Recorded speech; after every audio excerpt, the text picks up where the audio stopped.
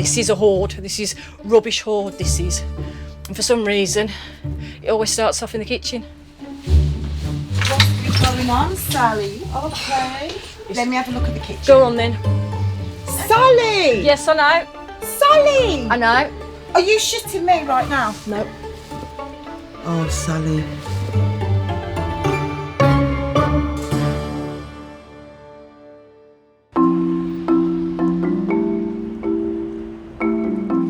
"47-year-old Sally Ann lives in an 18-storey council-owned block. I'd feel very, very relaxed in this flat. I knew it was mine the minute I walked through the front door. Great views. I just feel comfy in the place. She's been here for the past 17 years and shares it with her pet cat, Custard, and a few other things.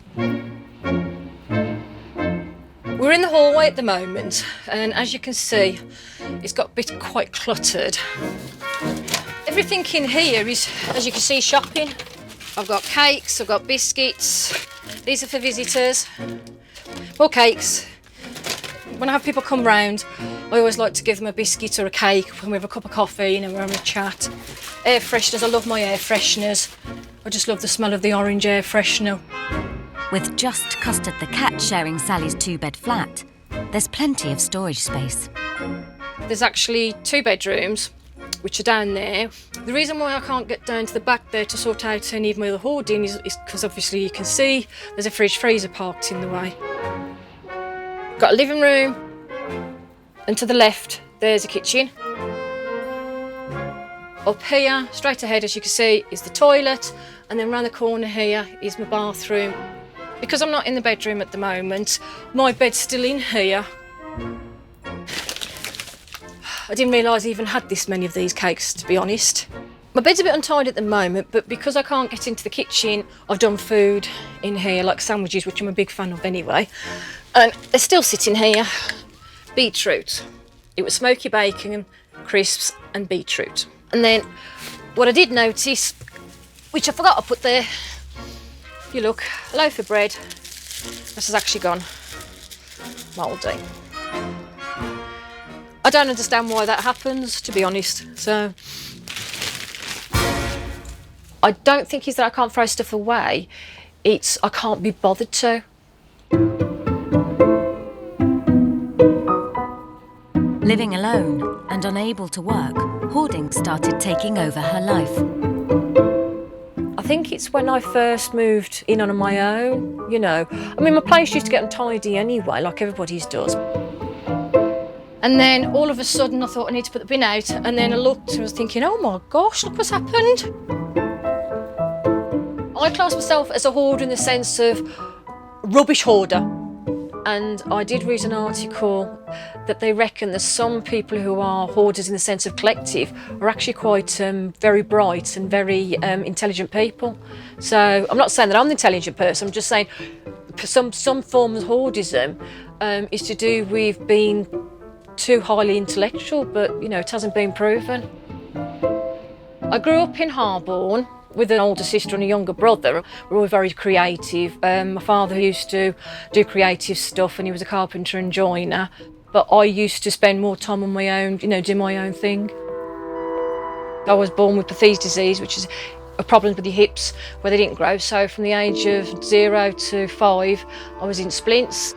I used to get picked on quite a lot, so I only had a couple of friends anyway, but that didn't bother me anyway because I was quite a loner. Poor health continued into adulthood. Due to health issues, they kind of like medically retired me. This isn't the first time Sally's hoarding has spiralled out of control. I was living in pure rubbish, and I mean pure rubbish. You couldn't see my bed. From the floor to almost the ceiling was piles and piles of black bags dissolving with cat food in it. It had rotting food and cat litter, waste and faeces and all sorts, and I was actually living in all that. And on top of that, we also had carpet bugs, so they were crawling all over me in the bed. I couldn't get to the toilet in time, so I had to climb over all the rubbish. I ended up starting urinating in bottles. And then obviously I'd have the cats, you know, sleeping around me as well, and then they would end up messing in certain corners of the bedroom. You know, once you started going down that road, if you couldn't stop to get it all sorted on your own, you just created a hell, basically, to live in. Conditions got so bad that Sally had to accept an intervention by the council or face eviction. I was scared because I knew that I was waiting for that knock on the door or a letter through my door to say people have been complaining. It took 6 days to clear the flat, and specialist counselling was put in place to support her.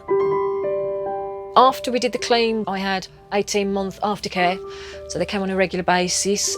And then last year, it all finished, and then it just all crept up on me again. Once you're a hoarder, you're always a hoarder. It's like once you're an alcoholic, once you're a drug addict, you can be clean for 5-10 years and then something happens. It's the same with hoardism of any form. Sally has refilled her flat in less than 2 years. But there are some who have hoarded for a lifetime. A very warm welcome to my humble abode here at Westcott, to which you are cordially invited to have a look round and ascertain my lifestyle.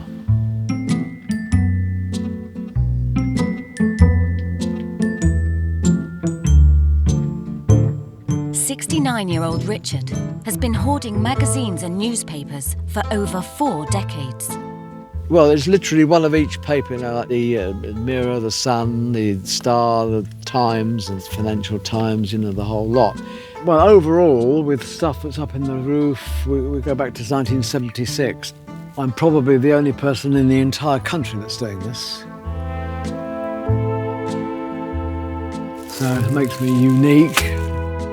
Over time, they do tend to lean. Susceptible to collapse, shall we put it that way. If you can reach the ceiling and wedge it into the ceiling, then you've won. Yeah. Just like that, you see.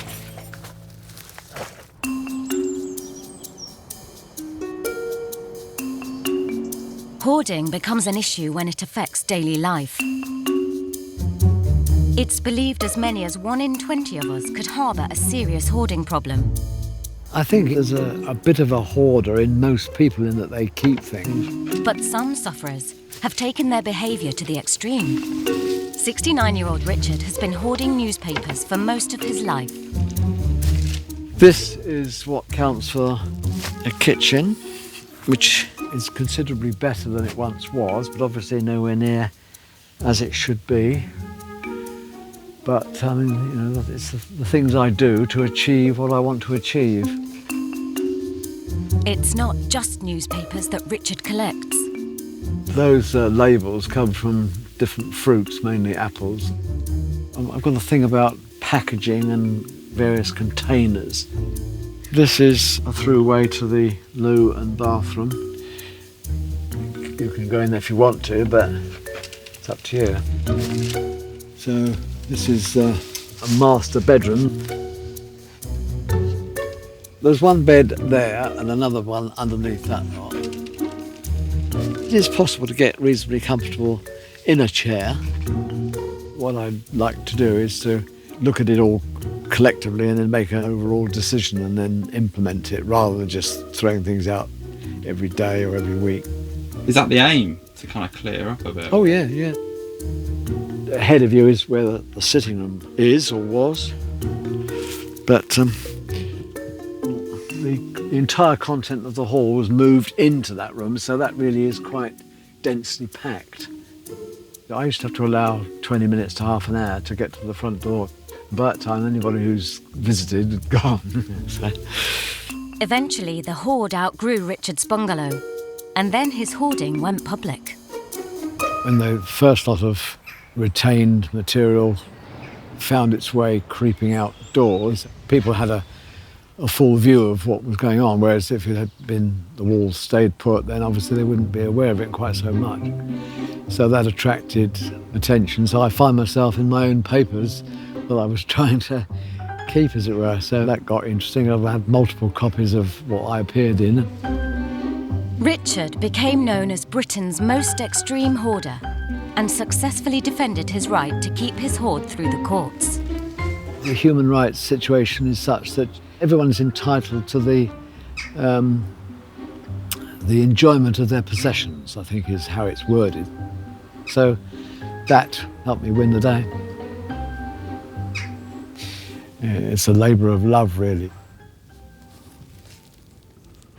On your door, you could end up losing this property all because of a fridge freezer that doesn't really need to be here, does it? I mean, I know that, yeah. I mean, it's a pig in eyesore, isn't it? So we'll put that into place by next Thursday. Don't forget, I've got to go to my father's, so I'll be back Wednesday. Well, maybe you have to think that you need to make an exception and be here instead of at Dad's. I'm sorry, Lucy, but don't go there. I don't mean to be horrible, but don't go there. No, but you're all right. But you've got to think you're going to lose it. I'm not being funny, but nobody has an idea why I'd go through with my dad. I know, but you've got to think about you, Sal, as well. I'm sorry, but Dad has to come first. What about you? But don't pick on me regarding my father, though, Lucy. OK? Please don't. OK. OK. Sally's hoarding was triggered when she lost her mother, and caring for her father since has accelerated its growth. And I haven't been able to grieve yet because I'm looking after my father to make sure that he's all right. It was devastating that what happened over the last 5 years. Things just built up, and, you know, I'm not asking for help, and you know how stubborn I am. I just try and deal with it all on my own till I eventually can't cope anymore, and then I have to scream for help. But you've got to remember, you know your mental health's dipping. Yeah. You know that when your flat gets to this condition that you need to be asking for help. No one else is going to know. Yeah, yeah.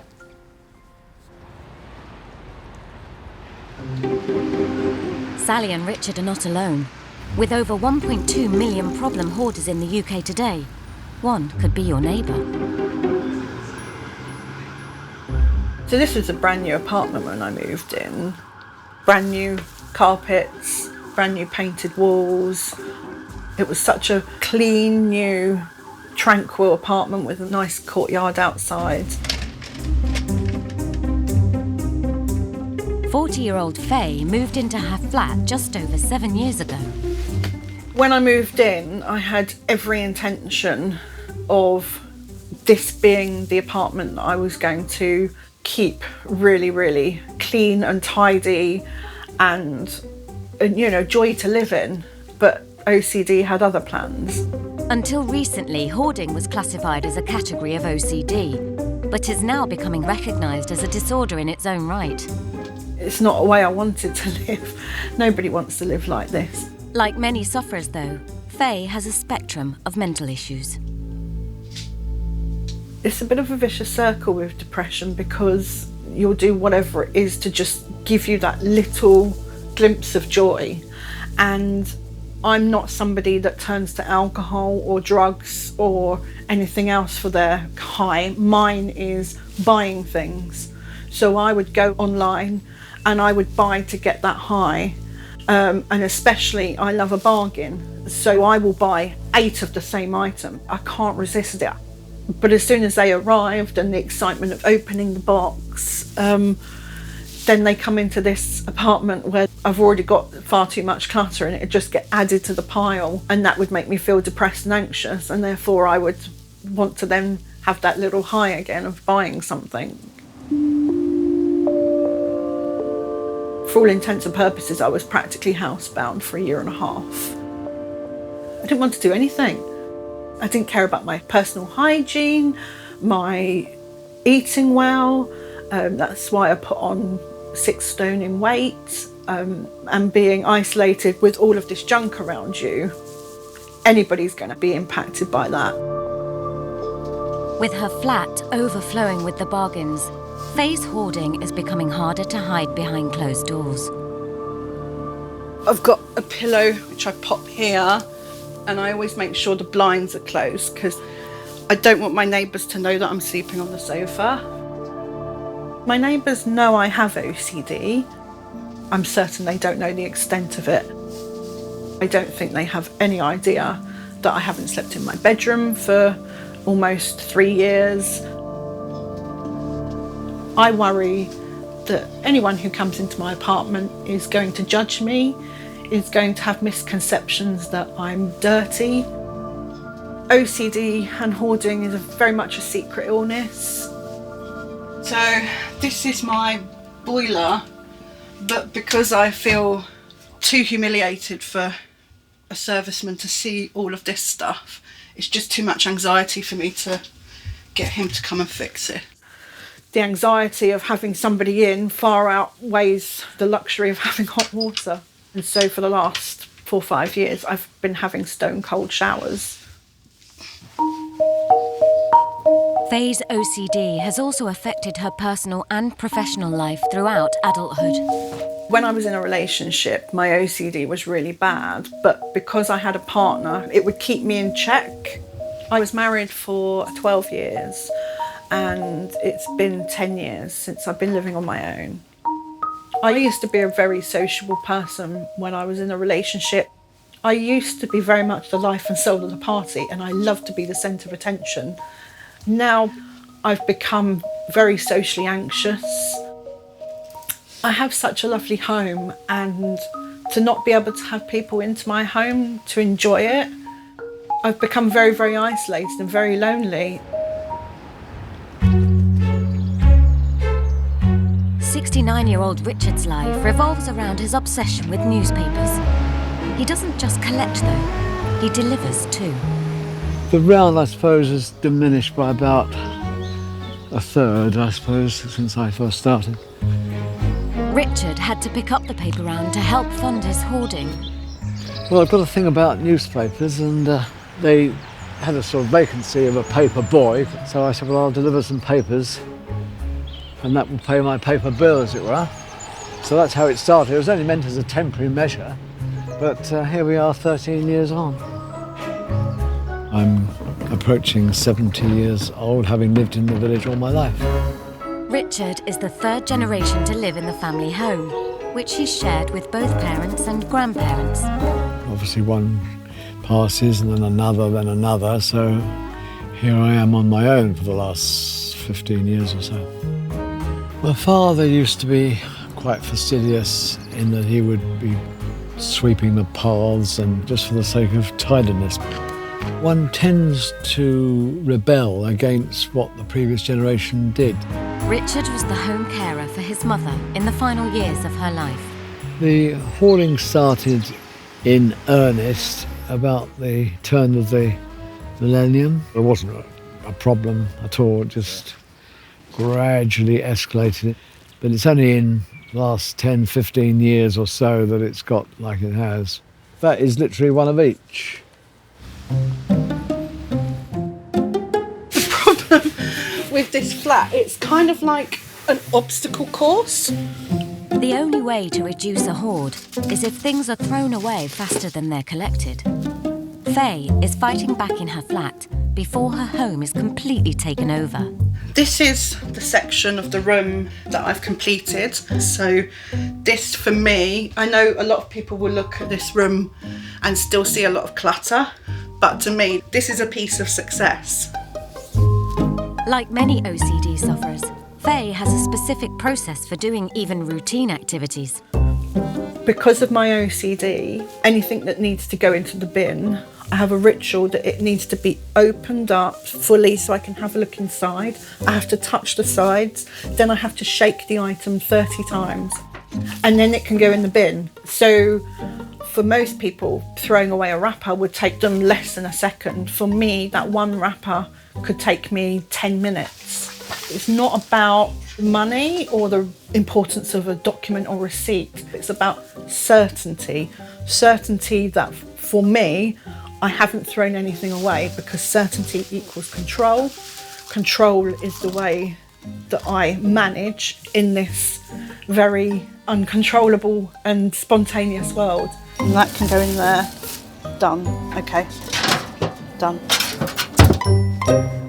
The next on my list was obvious items that will create a great impact, which is this big item, this, and a chair that I won in a competition. And if I got rid of those items, oh, and there's a table behind there which I need to take over to give to my dad. and then whoosh, that whole area is going to be clear apart from this box, which is full of food. It was short dated, so it would be like 70, 80, 90% off. The date on this is the 1st of January 2011. The element of it being such a bargain kind of takes over, and I then start to make up a logical story in my head that it makes sense for me to buy it, and I'll somehow squeeze it in. When discarding even the smallest item is so difficult, there is one room in Faye's flat that poses the biggest challenge. Nobody's seen that bedroom as it stands. I feel so overwhelmed because I don't know where to start. And people will say to me, well, why don't you just stop? And I know when they say it, they're well-meaning. Oh my goodness. But in my head, I want to say back to them, why didn't I think of that? The OCD at the moment is bigger than me. It's the whole spectrum of feeling angry, frustrated, but mostly regretful and disappointed about everything I've lost in life because of it. In the Midlands, Sally has raised the alarm and called in some emergency support to help her with her hoard. Extreme cleaners Kaz and T have known Sally since her first intervention 2 years ago. I'm looking forward to seeing Sally. I haven't seen her in a while, so it'd be nice to see her, catch up with her, have a cup of tea. From what I can tell, everything should be okay. I do ask her every now and then, how's the flat, how's things going? So she always says that there's a bit of shopping in the hallway. Hopefully everything is smelling of roses.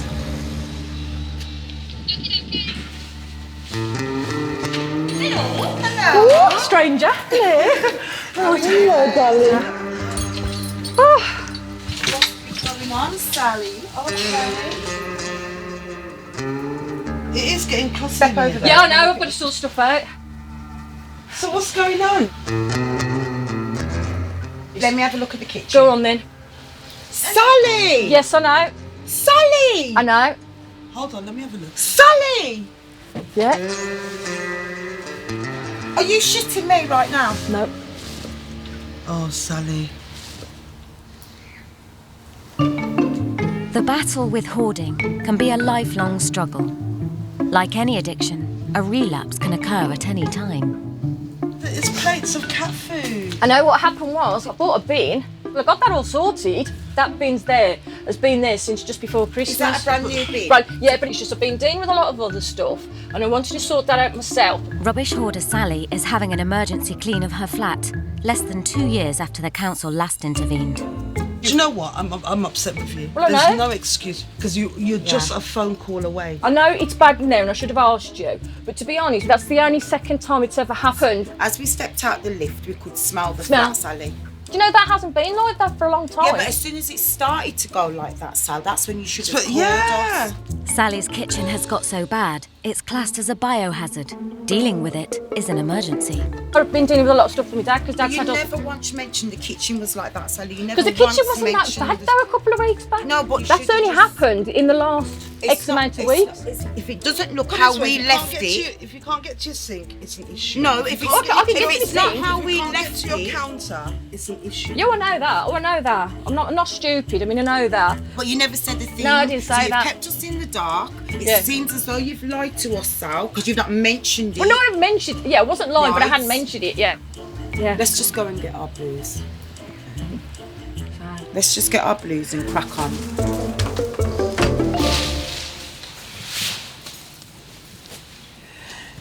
She didn't want to disappoint us, I suppose, and she didn't want to upset us or feel like she's let us down in any way. And we don't feel let down because she is a compulsive hoarder and it is a mental health condition. What we're upset about is the fact that the help is there for her and she hasn't accepted it.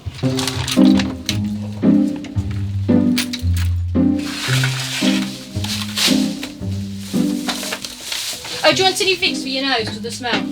Sally's one of our clients that we've had for such a long time, and she's really tried. But sometimes she needs that little extra help. I don't know, I make excuses and I shouldn't.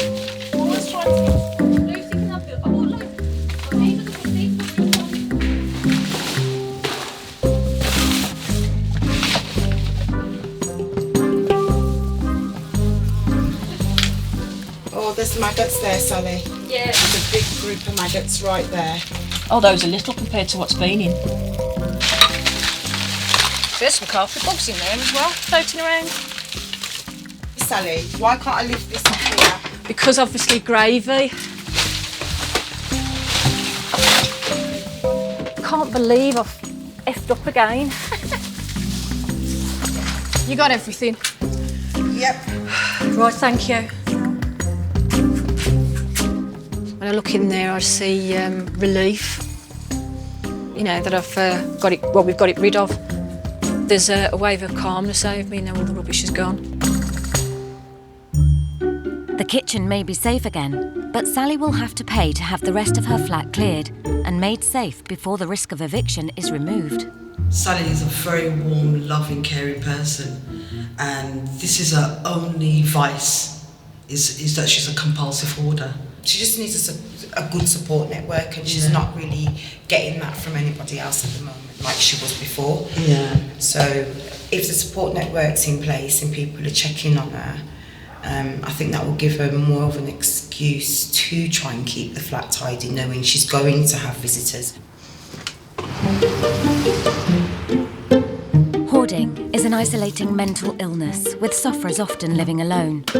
But today, Faye has a rare visitor who will hopefully help her on her road to recovery. Hello. Pleased to meet Lovely you. to meet you. Jo is a declutter consultant with 8 years' experience helping people with their hoards. I think that the root cause of why I have OCD and hoarding and depression is to do with childhood things. Yeah. Like my dad leaving, and I felt very much out of control, that I couldn't fix these things. So it was a coping mechanism for you with all this chaos going on, you know, in your family life. So I very much was trying to find a mechanism to feel in control. Yeah. But my mum, ironically, she's an absolute minimalist, and she declutters every 3 months. So her home looks like a show home. Yeah. It's absolutely beautiful. You may be rebelling slightly. There may be a little bit of you kicking out and saying, right, well, because she's so particular about where everything is, that you're going to sort of, rebel against that and almost do the opposite. I understand what you're saying. For me, I don't think that's the reason. Okay. I very much aspire to be as my mum is. Ah, okay. So you've done the first stage of it. You've actually become aware of it. You know, like you said, all the theoretical stuff of it. So the next step is to actually physically start doing the practical side of it. How would you feel about us doing a little tour? I don't particularly feel comfortable with it, but I know that if I need to get the help, then I need to deal with the discomfort. Okay, shall I lead the way? Yeah. I've done this section. Yep, okay. And it's amazing how that little bit of floor space can make you feel amazing. Hold on to that feeling, because that's the start of you continuing the good work you've already done. Thank you. Well done. This box is full of food. Okay. You could work out potentially how much of that you could get through realistically before it expires. Oh, it's all expired. Ah, okay. So this is your bedroom. So where do you sleep? Since, well, it's been about 3.5 years now, I've been sleeping on the sofa. Right, okay. Yeah. So again, that's another incentive, isn't it? So, This has become my norm. yeah, that's right. And it's only when external sources come in and they're like, they ask the question, where do you sleep? And it's like, on the sofa. And I just think, that's such a sad story. I've had an idea, and I wondered what your opinion is. I was actually going to bring everything from the hallway into here, everything that's left in the living room into here, so that the hallway and the living room are 100% done. And everything is in here. I would strongly advise not to do that. Okay. Only because it's almost like picking up things from one room, putting them in another, and then you've made one room very overwhelming Yeah. to deal with.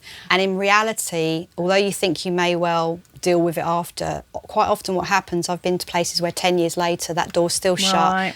I went and got some boxes from the local supermarket. What I'm trying to do, which I've started here, is I've got a big box there. I'm trying to put everything into boxes. Boxes could probably end up becoming part of the clutter if you're not careful. Right. It becomes just a pile of boxes then in a room instead. So it's just delaying the process, I think. When this was at its worst, it made me feel like I was literally in a tomb. I felt buried in all of this. And it just felt so like it was kind of coming in on me. And just, I would do anything to distract myself. For Faye to conquer her hoarding, it's essential she avoids delaying the disposal of unwanted items. Try and do a little bit of decluttering every single day if you can, but just focus on one room at a time. Every time you pick something up, think, do I want this? And if you say yes, just dig a little bit deeper as to why you want it and do you need it.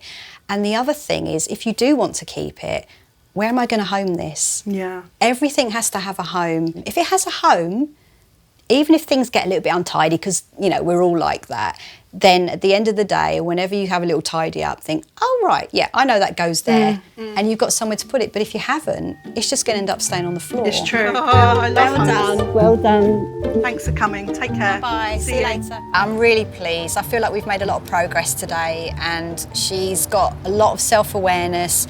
And I think the important thing is she's actually raring to go, and she's already started the process, which is brilliant. And I'm glad I was there. I could give her a few tips and homework to do as well. And I feel like if she does a little bit every day, she's going to progress quite quickly as well and see some good results. With the accumulation of 40 years of hoarding in Richard's home, there's a whole neighbourhood that would like to help him clear it. We're shifting papers this morning, have we? Not in the sense that you mean, no. But, Like in the skip? No, to have this banter between us. Regular banter. Well, I've got to know Richard. I think it's over 7 years. I mean, Richard's been to my house for Christmas dinner. We're trying as a community to try and help him. The oldest part of Richard's hoard is the thing he's more passionate about than his papers. With me, it happens to be classic cars, and of course they take up the room that they do. And I think effectively there's 17 broken cars around this land here. If we could just get one car done up, I'd love to see him driving around in his old vintage Jag, just having a life. if I was push comes to shove, which would I choose? Obviously, the cars are a greater love than mere newspapers. I mean, it'd be nice to be able to deal with both, but there you go. After a lifetime of hoarding, it's possible things may never change. I would not like it to be just people coming in and just ordering up a number of skips and then the whole lot just disappears, because that represents pretty much a life's work just gone to waste. An Englishman's home is his castle. I've built my home, and you can call it what you like, but it's an extension of me. It represents what I am, and don't sort of interfere, sort of thing. Richard's happy. That's the way he wants to live, and we have to respect that and work with him at the same time.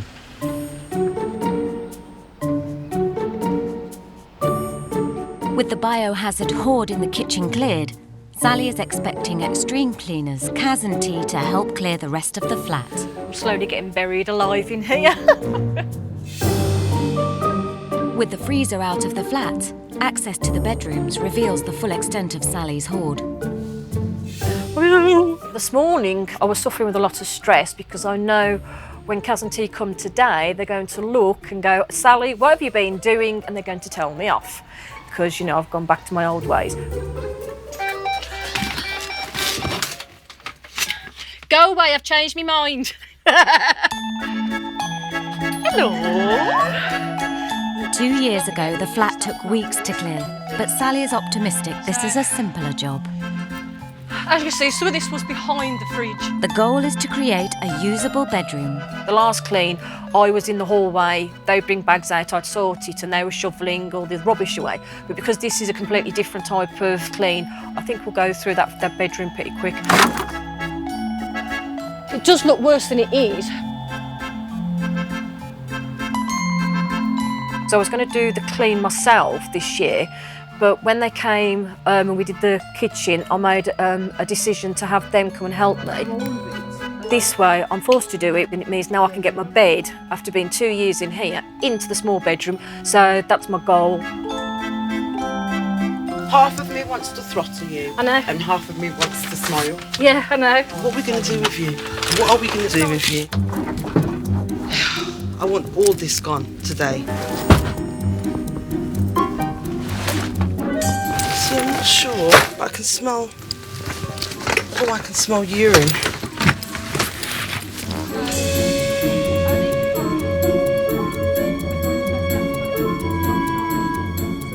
Usually I've got a good memory of things, and I just for some reason haven't remembered what it looked like in there, so...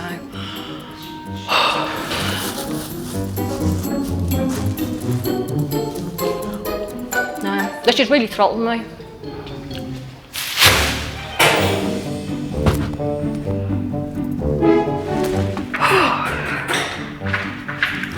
What's in here?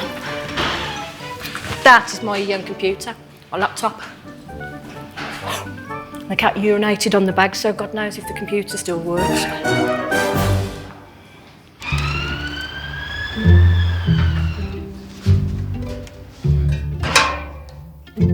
Faye is tackling her rubbish too.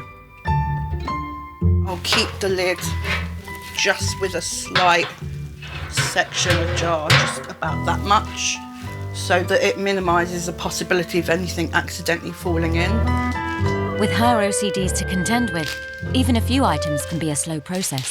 The irony is that I can't even think of the last time, probably not even in the last 10 years, where I have actually done the check and suddenly found a receipt or a bit of money. And what have I lost as regards time and mental health and everything else for doing this? And then as soon as that's done, that needs to be closed and go out to the bin. If that stays in the flat for too long, I'll get too anxious about it and I'll empty it and go back through it again. Throwing out even the smallest amount of rubbish is a challenge. Oh, I want to go through it. What to do? Faye's disorder can mean that performing her rituals once isn't always enough.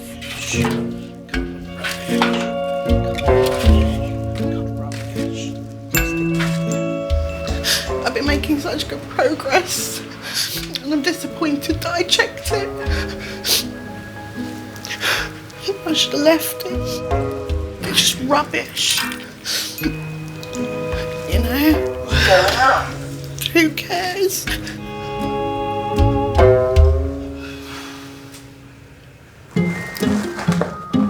After 4 days' hard work and an estimated ton of the hoard removed, Sally's flat is habitable again.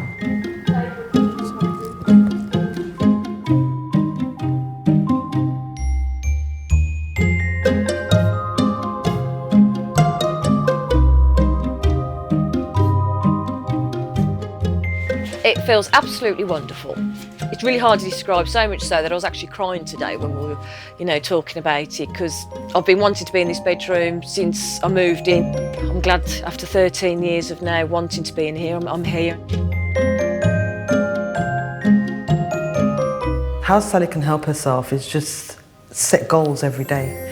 Small things like making sure that the cat litter is clean, getting rid of her daily rubbish. So that's all I can encourage Sally to do, is to keep a daily routine of small jobs. Our advice is everything in your home has a home. Home, yeah. So if you put it back in its home, it will stay there and you won't lose anything and it will stay tidy. There is a bit of concern when people talk, are we going to go back to my old habits? I believe once you're a hoarder, you're always a hoarder, but you have to fight. I think it could happen again if she doesn't have the right support network around her. No, but I know she enjoys the fact that we're around. Yeah. And she sees us as mates. We're like family now. We'll come back and check on her regardless. We're going to have to. Throwing away unwanted items proved a painful way for 40-year-old Faye to reduce her hoard. Today, she's donating instead. I've got 3 items I need to take to the charity shop. I tend to keep the numbers of things to take down because too many causes me too much anxiety, especially when I get to the shop. For me, especially books, this is not fun, so I have to check every single page before this can go into the bag. The goal I have is to give away 10 items a day, and I figure that equals 300 items in a month. The first stage is complete. The items are out of the flat. But will she be able to let them go?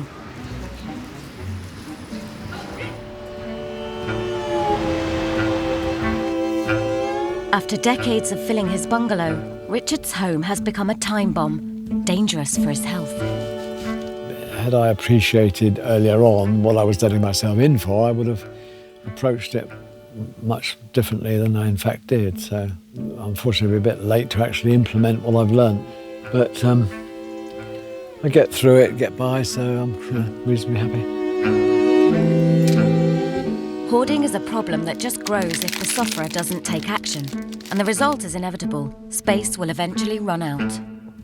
There's the trouble, it's sort of piles of stuff here, there and everywhere waiting to be processed. The trouble is that you've got to carry on with ordinary life in between times, you know, it's very difficult. Day to day is just going through the normal domestic routine of keeping body and soul together, as it were, and also trying to prevent the inevitable bit by bit accumulation of things. Richard's home is now so full, even the basics are becoming impossible. You have to hold it out like that, because if you don't, the chocolate melts and you get it all over your fingers. Or if you get chocolate fingerprints all over the papers, and that will never do. I'm getting slimmer and slimmer. I don't allow myself to get to the point where I'm literally starving.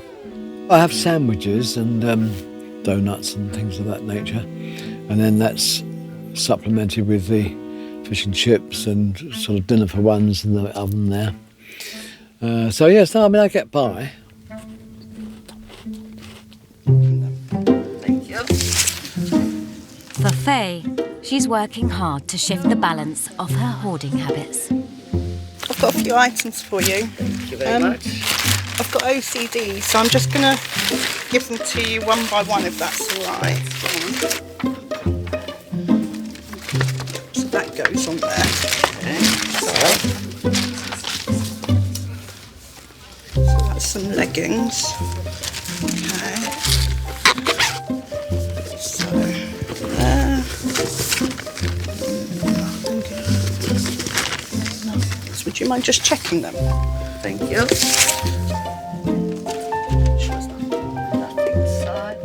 Three more things out of my flat.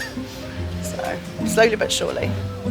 Thank you so much. Thank you for understanding. I know it's a bit weird. It's something wrong with my brain, so thank you. I just feel that if you came back to me in 3 months, I'm going to have that flat clear. I feel something has triggered. Take good care. Thank you. Bye. Yeah. Good place to be.